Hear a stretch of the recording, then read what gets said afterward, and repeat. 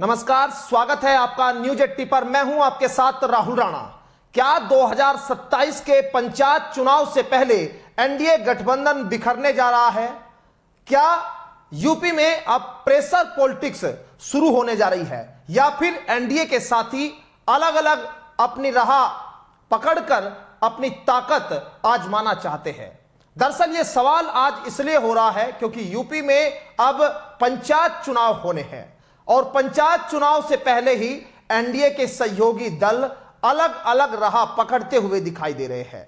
अनुप्रिया पटेल हो, ओपी राजभर हो या संजय निषाद, सवाल यह है कि क्या जयंत चौधरी भी यूपी में अब अलग राह अपनाने जा रहे हैं?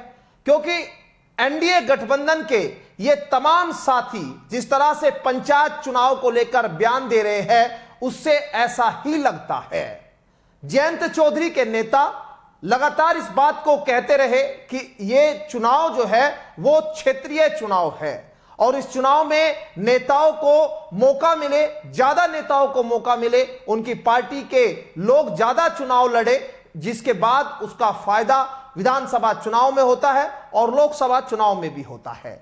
इसीलिए अब तमाम जो एनडीए के सहयोगी साथी है वो अपनी पार्टी को बूथ स्तर पर इस तरह से मजबूत करने में लगे हैं जैसे उनको अकेले चुनाव लड़ने का फैसला उन्होंने कर लिया हो और यह ऐलान अंदर खाने हो गया हो।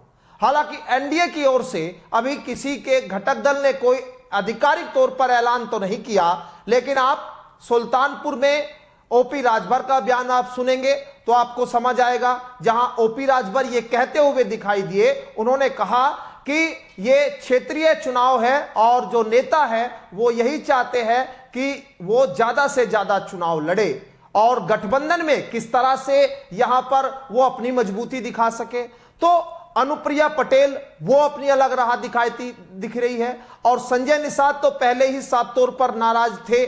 जब आपने देखा होगा उपचुनाव में क्या हुआ था, जब 9 सीटों पर उपचुनाव हो रहे थे तो संजय निषाद को एक भी सीट ना मिलना, ओपी राजभर को एक भी सीट ना मिलना, ये तमाम जो कारण थे ये कहीं ना कहीं एनडीए के घटक दलों के अंदर नाराजगी को पैदा करने जैसे थे। लेकिन जयंत चौधरी को भी अगर 9 सीटों में से यहां पर उनको एक सीट मीरापुर की मिली थी, जो मीरापुर से मिथिलेश पाल यहां चुनाव लड़ी, वो भी बीजेपी की नेता थी।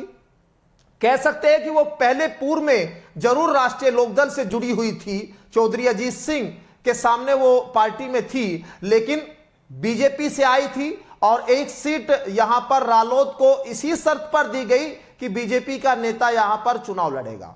तो गठबंधन में यह नुकसान कहीं ना कहीं जो राजनीतिक तौर पर पार्टी के नेताओं को दिखाई दे रहा है वो यहां समझ आता है। इसलिए आज मैं सवाल आपके सामने भी रख रहा हूं कि आखिर क्या 2027 के चुनाव से पहले यह गठबंधन बिखरता हुआ दिखाई दे रहा है, तो इसका विधानसभा चुनाव पर कितना असर पड़ेगा?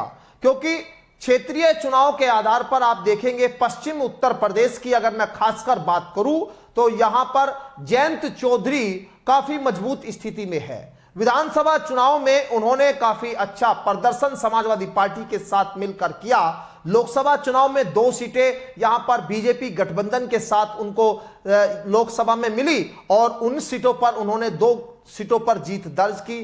तो यह बात जो एनडीए गठबंधन में बीजेपी बड़ी पार्टी है वो भी जानती है कि जो क्षेत्रीय दल है उनकी पकड़ अपने इलाके में काफी मजबूत है। आपको एक बात और याद होगी कि बीजेपी जो है वो गांव में काफी कमजोर रहती है और शहर में बहुत ज्यादा वो मजबूत होती है, और ये जो पंचायत चुनाव है ये गांव का चुनाव है। तो यहां बीजेपी को नुकसान हो सकता है अगर तमाम जो एनडीए के घटक दल है वो अलग अलग चुनाव लड़ने का ऐलान कर देते हैं।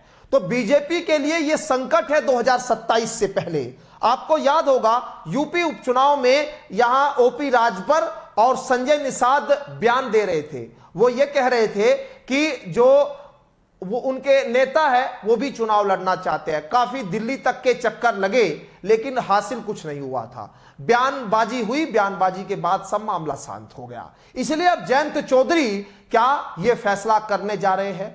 जिस तरह से संजय निषाद, ओपी राजभर, अनुप्रिया पटेल अंदर खाने फैसला कर चुके हैं।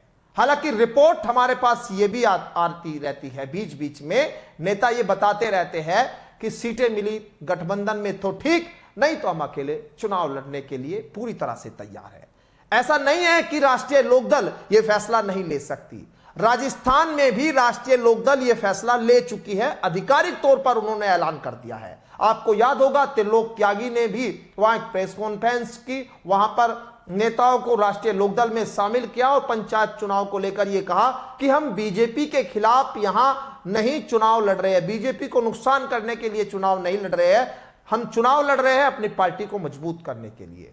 तो जो राजस्थान में राष्ट्रीय लोकदल ने किया वो उत्तर प्रदेश में क्या होने जा रहा है। और अगर होता है कि एनडीए के सभी घटक दल यहां अलग अलग चुनाव लड़ते हैं तो फिर इसका लाभ किसको होगा?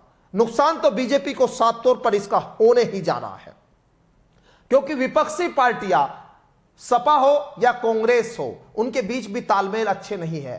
तो ये जो चुनाव पंचायत चुनाव है इसमें एक बार फिर जो गठबंधन लोकसभा चुनाव में विधानसभा चुनाव में एकत्र हुआ, जो एकजुट हुआ और यहां अब वो एनडीए और इंडिया गठबंधन में दिखाई दे रहा था, वो एक बार फिर से क्षेत्रीय दलों में बढ़ता हुआ दिखाई दे रहा है। इस रिपोर्ट पर आप क्या सोचते हैं? आपको क्या लगता है क्षेत्रीय दलों को अलग चुनाव लड़ने से ज्यादा फायदा होने जा रहा है? तो आप हमें कमेंट बॉक्स में अपनी राय दें। मुझे दीजिए इजाजत, नमस्कार।